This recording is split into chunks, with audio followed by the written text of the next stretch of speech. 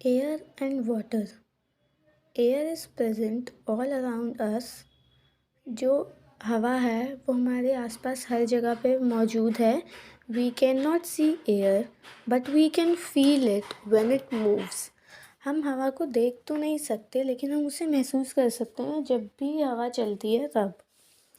All living things need air to breathe. जितने भी living things हैं उन सबको एयर की ज़रूरत है ब्रीथ सांस लेने के लिए. Air is a mixture of several gases. जो एयर है उसमें तरह तरह की गैसेस का मिक्सचर होता है. मतलब एयर कैसे बनती है, बहुत अलग अलग तरह की गैसेस होती हैं, उनसे मिलकर बनती है. Atmosphere. The envelope of air around the earth is called the atmosphere. जो हवा है हमारे अर्थ के आसपास, जिस हवा ने मतलब पूरे अर्थ को कवर कर रखा है, उसे क्या कहते हैं? Atmosphere.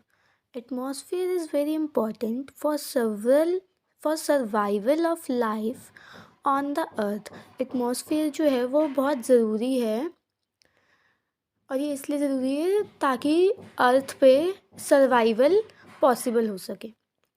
Let us learn how. It traps the heat from the sun to keep the earth warm. जो एटमॉस्फेयर होता है वो जो सन में से हीट निकलती है उसे ट्रैप कर लेता है ताकि जो अर्थ है वो वार्म रहे. It also protect us from the harmful rays of the sun. जो एटमॉस्फेयर होता है वो हमें और किस चीज़ से बचाता है? जो सन से हार्मफुल रेज निकलती है उससे. It supports life with its oxygen content. और जो एटमॉस्फेयर में ऑक्सीजन होता है ना, उससे हमारी लाइफ को वो सपोर्ट भी करता है. Layers of atmosphere. The atmosphere is divided into 5 layers. Troposphere. It is the lowest layer of the atmosphere. जो ट्रोपोस्फेयर होता है वो एटमॉस्फेयर का सबसे लोएस्ट लेयर है. This layer extends up to 15 kilometre above on the earth surface. ये जो layer है ये कहाँ तक एक्सटेंड है? 15 किलोमीटर तक अर्थ के सरफेस से. It contains about 80% of the total air in the atmosphere. जो ट्रोपोस्फेयर होता है उसमें लगभग 80% जितनी भी एयर है एटमॉस्फेयर में वो होती है. All weather changes takes place in this layer. और जितना भी ये जो वेदर चेंज होता है ये कहाँ होता है? इस लेयर में, यानी ट्रोपोस्फेयर में. Second, stratosphere.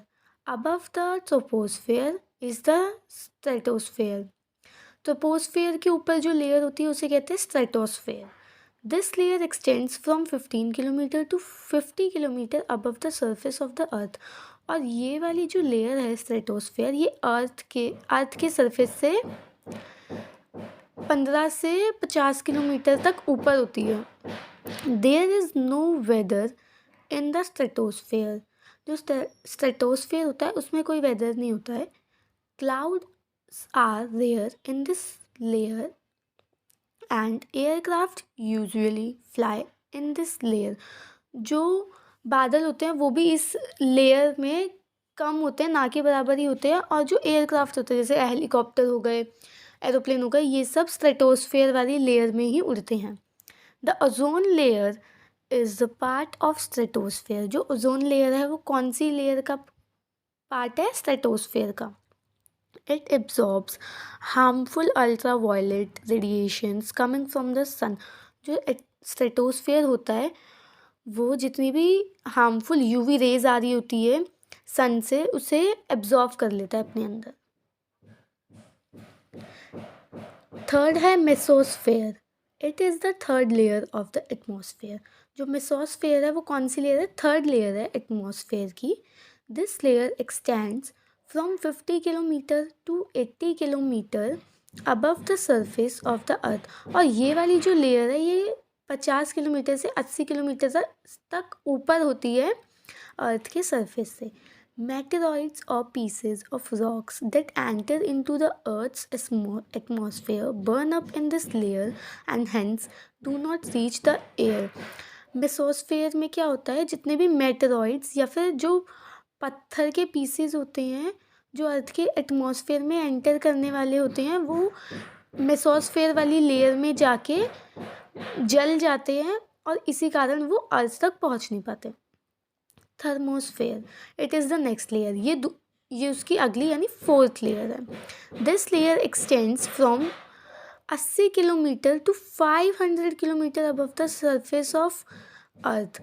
अब जो ये थर्मोस्फेयर है ये 80 किलोमीटर से शुरू होती है और 500 किलोमीटर तक है अर्थ के सरफेस के ऊपर से अगर हम देखें तब। Space shuttles orbit in this layer. जो स्पेस शटल होती है,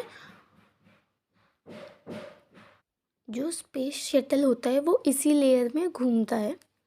exosphere, it is the outer most layer of the atmosphere. जो एग्जॉस्फेयर है वो सबसे आउटमोस्ट लेयर है एटमॉस्फेयर की। From here the atmosphere merges into the outer space. जो यहाँ से देखें तो जो एटमॉस्फेयर है वो कहाँ मिल जाता है, आउटर स्पेस में। There is no air present in the space. Space में कोई एयर नहीं होती। Most of the earth satellites orbit air. और जितनी भी अर्थ की सैटेलाइट होती है ना वो उधर ही घूमती है एग्जॉस्फेयर में। Composition of air, air is a mixture of many gases. Air जो है उसमें बहुत सारी गैसेस मिक्स होती है। There are two main components of air are, जो दो मेन कंपोनेंट्स है एयर के वो क्या है, nitrogen and oxygen. In addition to these air also contains small quantities of carbon dioxide, water vapor and traces of other gases। जो दो main components है वो तो नाइट्रोजन एंड ऑक्सीजन हो गए। उसके अलावा इसमें और क्या प्रेजेंट होता है, स्मॉल क्वांटिटीज़ में होता है लेकिन होता है। वो क्या है, carbon dioxide, water vapour and कुछ और गैसेस के ट्रेसेस भी इसमें पाए जाते हैं। एयर कंटेन्स, अब देखते हैं एयर में कितना जो गैसेस हैं वो कितने परसेंट हैं। पहला है नाइट्रोजन जो है about 78%, oxygen about 21%, carbon dioxide 0.03% और अदर गैसेस जैसे helium, neon, hydrogen, argon, ozone etcetera ये कितनी है, 0.97%। Importance of atmosphere. The atmosphere is very important for the existence and continuation of life on earth। जो atmosphere है वो किस लिए ज़रूरी है, ताकि जो अर्थ पे लाइफ है वो एग्जिस्ट करती रहे, हमेशा चलती रहे। Atmosphere supports life on earth with its oxygen content. जो एटमॉस्फेयर है वो अर्थ पे लाइफ को सपोर्ट करता है क्योंकि एटमॉस्फेयर में ऑक्सीजन कंटेंट होता है इससे।